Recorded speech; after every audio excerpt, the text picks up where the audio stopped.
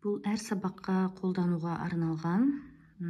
Бұның осындай құтының ішінде міне осындай әдемі балықтардың түрі бар.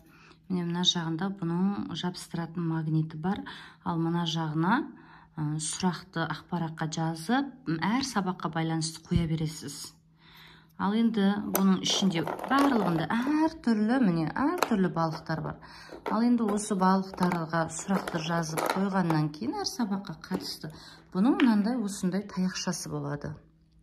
Бұл таяқшаны міне осылай қоясыз да, бала кез келген сұрақты алады.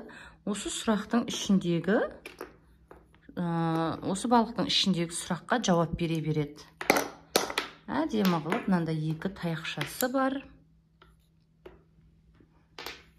Кейін астындағы сұрағын өзіңіз ауыстырып, мына жеріне жабыстырып қоя бересіз.